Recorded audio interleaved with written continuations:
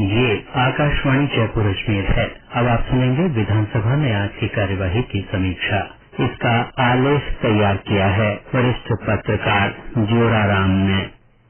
राज्य विधानसभा में आज का दिन हंगामेदार रहा। मुख्यमंत्री अशोक गहलोत के सलाहकार और निर्दलीय विधायक संयम लोढ़ा ने उप नेता प्रतिपक्ष राजेंद्र राठौड़ के खिलाफ आज विशेषाधिकार हनन का प्रस्ताव पेश किया और इसे लेकर सदन में हंगामा हुआ।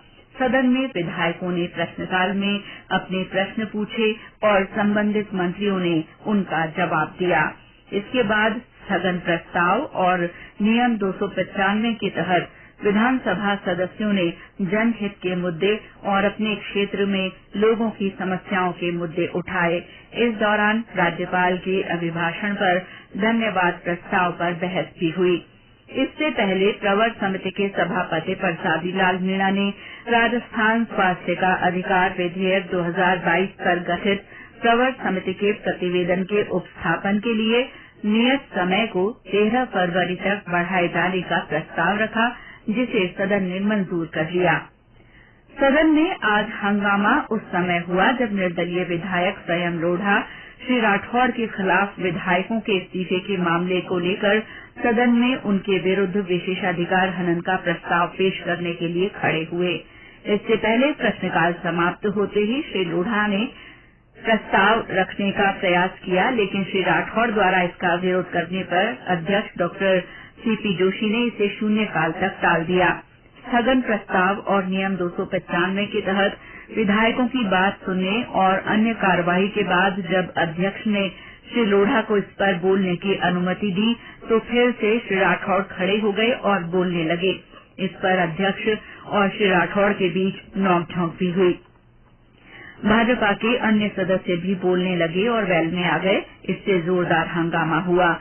इस पर डॉक्टर जोशी ने कहा कि अध्यक्ष के अधिकार को चुनौती नहीं दी जा सकती। अध्यक्ष ने नियम बताए और कहा कि नियम के तहत जब बोलने की बारी आए तब सदस्य को बोलने का पूरा मौका दिया जाएगा। इसके बाद अध्यक्ष ने संयम लोढ़ा का नाम पुकारा और वे बोलने लगे। इस पर श्री राठौड़ फिर खड़े हो गए और बोलने लगे। इस पर अध्यक्ष ने कहा कि अगर वे नियम के अनुसार चल रहे हैं तो उन्हें न्यायालय में जाने का भी पूरा अधिकार है। इस दौरान श्री राठौड़ ने कहा कि सीधे ही विशेषाधिकार हनन का मुद्दा उठाने की अनुमति दी जा रही है, इस पर उन्हें भी बोलने का मौका मिलना चाहिए।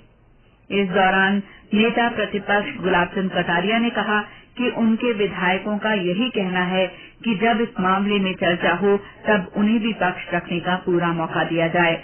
इस पर अध्यक्ष ने कहा कि उन्हें पूरा मौका मिलेगा।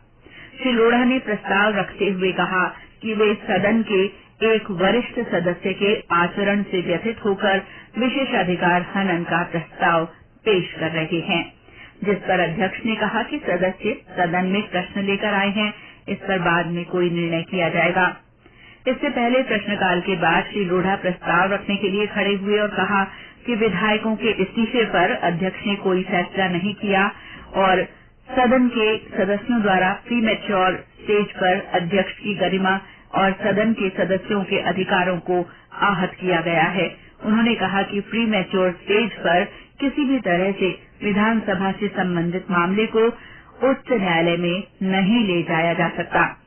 आज स्थगन प्रस्ताव और नियम 295 के तहत विधायकों ने मुद्दे उठाए।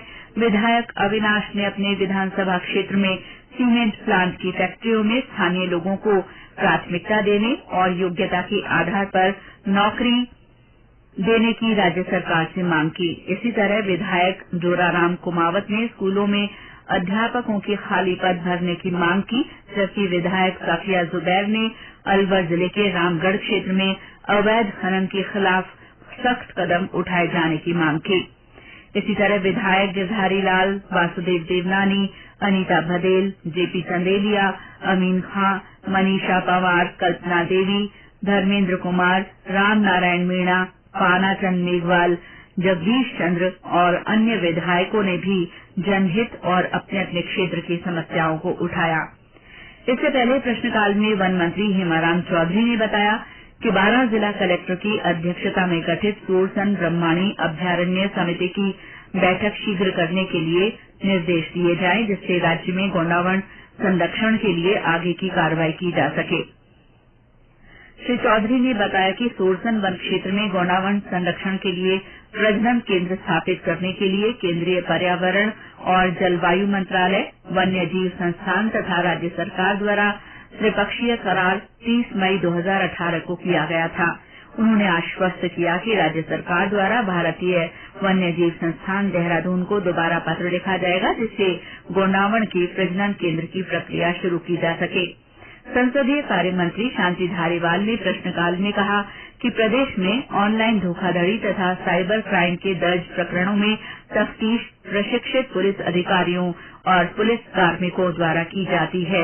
विधायक संदीप शर्मा के मूल प्रश्न के लिखित जवाब में श्री धारीवाल ने बताया कि प्रदेश में पिछले 3 सालों में ऑनलाइन धोखाधड़ी के 2427 और साइबर अपराध के 4405 मामले दर्ज हुए हैं। उन्होंने बताया कि इस अवधि में पुलिस ने ऑनलाइन धोखाधड़ी के दर्ज प्रकरणों में 260 अभियुक्तों को गिरफ्तार किया है। राजस्व मंत्री रामलाल जाट ने कहा कि गंगापुर सिटी में प्रस्ताव मिलने पर मेजर ध्यानचंद स्टेडियम योजना के तहत खेल मैदान का निर्माण किया जाएगा। प्रश्नकाल में ही नगरीय विकास मंत्री शांति धारीवाल ने कहा कि प्रदेश में किसी भी नगरीय निकाय द्वारा सफाई शुल्क की वसूली नहीं की जा रही है। उन्होंने कहा कि राज्य सरकार द्वारा सफाई शुल्क वसूली के संबंध में नगरीय संस्थाओं को अलग से कोई निर्देश भी जारी नहीं किए गए हैं। उच्च शिक्षा राज्य मंत्री राजेंद्र सिंह यादव ने विधानसभा में आश्वस्त किया कि जयपुर के इंदिरा गांधी नगर में विद्यार्थियों की पर्याप्त संख्या होने पर वहां राजकीय महाविद्यालय खोलने पर विचार किया जाएगा। श्री यादव ने प्रश्नकाल के दौरान इस संबंध में विधायकों द्वारा पूछे गए पूरक प्रश्न के जवाब में कहा कि वर्तमान में इंदिरा गांधी नगर में राजकीय महाविद्यालय खोले जाने का प्रस्ताव विचाराधीन नहीं है। सदन में आज नगरीय विकास और आवासन मंत्री शांति धारीवाल ने कंपनी अधिनियम 2013 की धारा 395 के तहत Rajasthan state power finance and financial services corporation limited का 10वां वार्षिक प्रतिवेदन वर्ष 2021-22 सहित 6 वार्षिक प्रतिवेदन और अंकेक्षित लेखे सदन के पटल पर रखे। इसी तरह जन स्वास्थ्य अभियांत्रिकी मंत्री डॉक्टर महेश जोशी, ऊर्जा राज्य मंत्री भंवर सिंह भाटी ने वार्षिक प्रतिवेदन और वित्तीय विवरण सदन में रखे।